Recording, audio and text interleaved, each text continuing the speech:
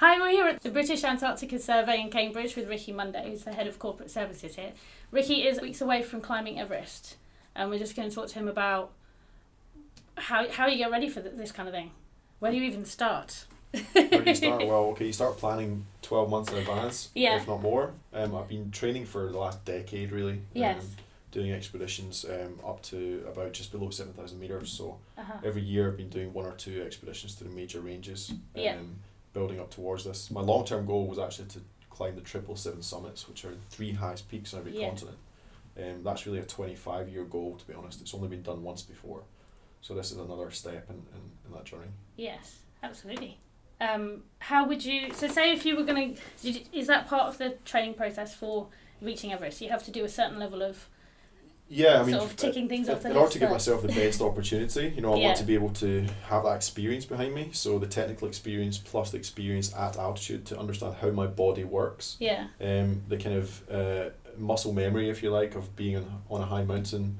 And then building on that with my training program that I'm doing now, at the gym, and then on the weekends I'm driving over to Snowdonia every weekend to get some time on the mountains. Yeah. So there's no Everest checklist, but this is advised. This is how you've Well, there's lots of there are lots of training programs out there. But I know my own body and I know my own mind, and so I'm just doing my own program, taking bits from different programs, I only actually signed up for the expedition a couple of months ago because I wasn't sure about committing all the money personally. But I decided to do it because the reason I'm doing it this year is because I've just turned 40. Okay. So I'm celebrating my 40th birthday. One of those, by trying to climb Everest. Yeah. When it comes to funding, where would you start with that? Is it something that you are 100% fundraising for, or are you putting in your own? So it's really self-funded at the moment. So previous expeditions, what I've done is I've applied for lots of grants. So I've been successful. I've been funded by the Winston Churchill Memorial Trust, so I'm a Churchill Fellow.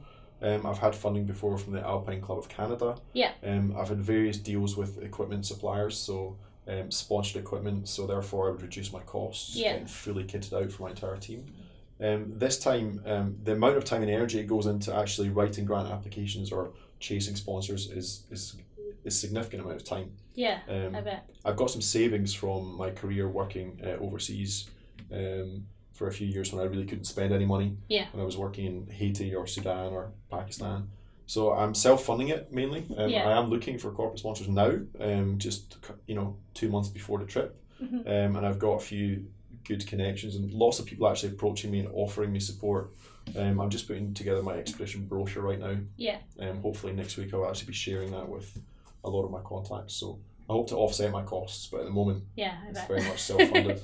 Is it so you have to almost be not only disciplined in your training, but you have to be quite savvy with relationship building and communication to be able to get the audience that you need to. I mean, I've been sharing my updates from working with the Red Cross and so on for many years. I used to play rugby for Glasgow Hawks, and we had a successful team there, so we won the National League Championship 3 times in a row. That helps build connections. Then I went off and ran the Marathon des Sables, which is the toughest foot race on earth, while I was still playing rugby. I came back from that, I lost 10 kilos, and then I went straight out to Murrayfield to play 10 days later for my team. So this all just builds a bit of a profile in the community. Have you ever reached a limit though, that your body's just been like, no, look, just stop? Well, actually, it wasn't so much my body, but a couple of weeks ago I was meant to be up in Scotland for training, to do 5 days of training. But I also had a lot of work deadlines and lots of personal deadlines to do with the expedition. So I just had to cut my training short because there was just too much going on. Too much. I'd overcommitted myself. So I was going to ask, how do you keep motivated and sort of keep yourself in the game? I just had to come back and deal with the immediate deadlines there. I had to do a talk for the Scotland Under-20 rugby team before their Six Nations match with Ireland. And it was really a privilege to give out their match jerseys as well, because that was something that I never got to do, to represent my country. So I wanted to prepare for that properly and hopefully help inspire those young guys. You've got to have some moments that you've got to be like, I just want to sit and watch Netflix. It's difficult because there's a lot of pressure at work. I've got a partner with a young family, so trying to balance family life with professional life with my personal kind of goals is difficult. But I've been doing it for the last decade. So, so you're fully trained in all of that. You're ready to go. Hopefully resilient. It's just about building resilience. So. I think so. And can I ask you about Phyllis Munday? So I understand that you're related to a very prominent female mountaineer from Canada. Can you tell us a bit more about that? Basically, she's an amazing woman, actually, and a massive inspiration for me. She was the first woman to climb Mount Robson, which is the highest mountain in Vancouver Island. Mm-hmm. With her husband, Don Munday, they actually identified Mount Waddington, which is the highest mountain in the coastal range of British Columbia. Yeah. And they really tried to get to the peak. Is that in Vancouver Island? That's actually on the mainland of British Columbia, yeah. So the coast mountains there are the high mountain range there. And they spent weeks hacking through the forest and trying to get up onto the mountain, and they got up onto it, but they just were not able to summit. Yeah. So someone else claimed the summit. But to recognise their contribution, one of the surrounding peaks was called Mount Munday. Yeah. So there's a Mount Munday in there in Canada. So. And amazing. She also, as well as being an amazing pioneering mountaineer, she also did a huge amount of work for the guiding movement. Yeah. And eventually was recognised with the Order of Canada. So she's an amazing woman. Yeah. It's amazing. Yeah. So you have that strong mountaineering legacy. There's a lot to live up to. Yeah. So I try my best. So you've had that story all the way through you growing up, and then it was always going to be your goal. For sure. Yeah. Yeah. Yeah. It's amazing. So I think like if you were, you've always aspired to do Everest without your 10 years behind you. How would you start if you wanted to just do it? I think it's about building up experience and setting a long-term plan and breaking it down into achievable goals. Mm-hmm. So, I would look at it, if you're starting from scratch, at least a 5-year time frame. Start building up your fitness and experience in the UK on the mountains. Do a training program. Start building up through peaks in the Alps, perhaps. 4,000, 5,000 meter peaks. Then look at something in South America, for example. So you're looking at the Andes, where you're getting up to like 6,000 meters. Yeah. And just find out how your body reacts, because that's going to give you the best chance of success in the long term. I think people who go directly onto Everest without experience, first of all, it's not safe because you have to be self-sufficient. Seems unwise. Because people do it and they're successful, and that's fine. But it's a huge risk. Yeah. I want to be self-sufficient on that mountain. To the maximum extent possible. And I've got the experience behind me now, so that's what I would recommend to anyone else. So really invest in your time, in your training, and just dedicate yourself to it. Absolutely, and actually, what that means is that you get to spend loads of time in the mountains, which is a fantastic experience anyway. Yeah. So when you're up at sort of 4,000 meters and you're watching a sunset or a sunrise, there's nothing like it. Yeah. For sure. I think a lot of it is to do with, I'm always interested in the science of climbing and how your body reacts. You can work that out, but it's the mental blocks I find the biggest obstacle to overcome if we do anything. If you're just learning snowboarding, just learning skiing, like getting past that fear is the hardest point. How do you balance that? Obviously, we've just touched on you're very resilient in how you balance your time, but there must be some points that you're like, oh, hold on. Yeah, well, it might be a fear of something else. It could be a fear of spiders, for example. But you've just got to take your fear. Fear's a natural thing to have. It's good. It protects you, but you've got to be willing to just take that step.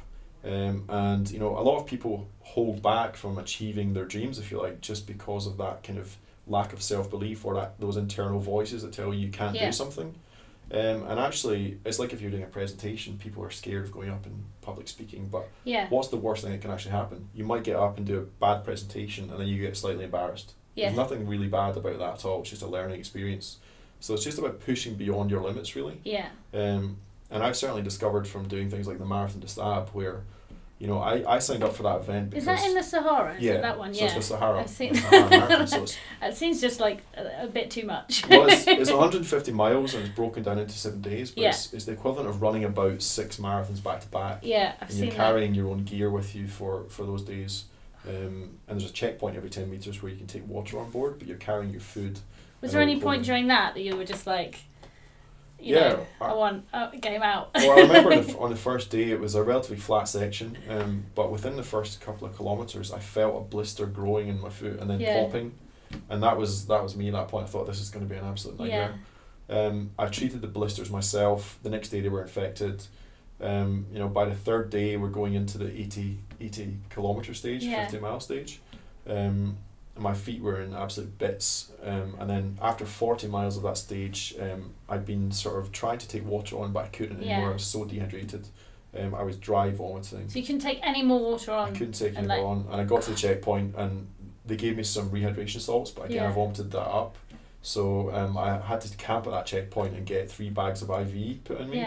and I camped overnight. At what point did they just call it like, no, stop? Well, people have died on the event. Yeah, because, I've heard of this. But people push. You can push on through. That's the thing. I mean, I do joke, but obviously, like this is a serious business, and like it's just about understanding where your limits are and trying to push your limits a little bit more. Yeah. Because your mind will tell you that you've got to stop at some point, but actually you can push through it and just expand your limits a little bit. And the human body is an amazing machine. Yeah. So, I think that's the audience we're looking at with Kraken and everything. To do with sailing, people find it quite intimidating to perhaps start doing something like that, or even skiing or any of these things. But it is aspirational, and so we're just trying to find ways to talk to people about how to get through that fear. So it's kind of ideal. So part of it, I guess, is about fear, and part of it is about not having technical skills. Yeah. And you can definitely develop technical skills.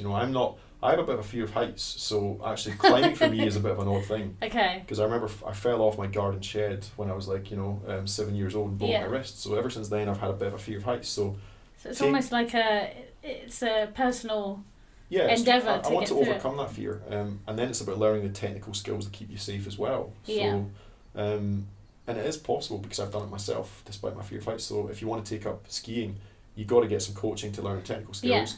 And then you've just got to push yourself a little bit out of your comfort zone. Mm-hmm. And that's how you develop as a person, isn't it? You push yourself slightly out of your comfort zone. Yeah, and then as soon as it clicks and you're fine, and you wonder why you were ever scared of that in the first place. Yeah, so, I mean, obviously just learning to ski is a small part of the step towards an Everest, but it's interesting but it's nonetheless. the same process that you go through. Yeah, same process nonetheless. Brilliant, right. So what would do your top 5 tips for adventurers, if you were to say? In terms of people trying to just get out into that field and if you're going to go and climb your first hill, let's just start from there. Okay. So the first thing would be to, I guess, do some research and find people that inspire you, and then understand a bit about their story, I think, and understand their journey. And then the second thing would be, just get out there, taking that major step, to say, this is what I want to do, it's a dream I've got, I'm going to pursue it, and therefore I'm going to focus on that and perhaps sacrifice some other things in my life, because that's what I've done. Just making the commitment to yourself. You're 100%, we're not going to try, we are only going to do. Exactly, So I mean, and it does require sacrifice at times, you might have to sacrifice your social life, for example, which I've done for quite a few years, and personal relationships sometimes suffer as well. But if you've got a supportive partner, hopefully they'll be with you on that journey. So that would be the second thing. The third thing was try and meet like-minded people, because if you're, for example, you want to go and climb a mountain but you've got no idea where to start, well, there's bound to be a mountaineering club or a hill walking club in your local area. So try to just find out where that community are. Resources for all sorts of information with that. Well, that's what we're trying to build as well. So that's got to it is about having a community. So like the British Mountaineering Council, or in Scotland, the Mountaineering Council of Scotland, they've got clubs all around the country, for example. Or the Ramblers Association, they to build up your walking experience. Those are the main 3 things I would say. And if you do those 3 things, then steps 4 and 5 will happen for you. Whatever they are. That's good. Well, would you like to talk about your work at the Antarctic Survey as well? I can do, So my job here is Head of Corporate Services at BAS. So I oversee the HR, Human Resources team, the finance team, and the science support function, which is basically managing the laboratories here in Cambridge and also down south and on our vessels. I also have recently taken on some procurement and contracts and licensing, so the team's getting a little bit bigger, but essentially it's providing support to both the scientists in the field and here in Cambridge and the operational staff who make the season happen down south. Just trying to provide the best support that we can to them. And what's the main focus of your work there at the moment? Well, we do environmental research, so we are owned by and funded by the Natural Environment Research Council, which is a government agency. So we're looking at how the world is changing and how that will impact society in the UK and how we can potentially adapt to those changes. Amazing. So we were looking at some of the things that we've done. For example, we're discovering the hole in the ozone layer at our Halley station, and we were the first scientists to identify that, and of course that then led to global agreement on reducing emissions from CFCs and so on. So that is now closing up, and we're still monitoring that. Amazing. So that's the type of work that we do there. Is there anything a bit more you want to say about the project in terms of how it reflects on your Everest climb? I'm going to try and climb Everest from the north ridge of Everest, which is in Tibet. So there are basically 2 options for climbing Everest. You go from the south or the north. Those are the main normal routes, if you like. The north route is a little bit objectively safer in the sense that you don't have to go through the icefall, the Khumbu icefall, which is on the south side, which is quite unstable. However, the downside is that on the north side it's typically a little bit colder and windier than the south. Yeah. There's also 3 technical steps which are protected by fixed ropes, but that's so potentially slightly more technical than the south side. Yeah. Okay.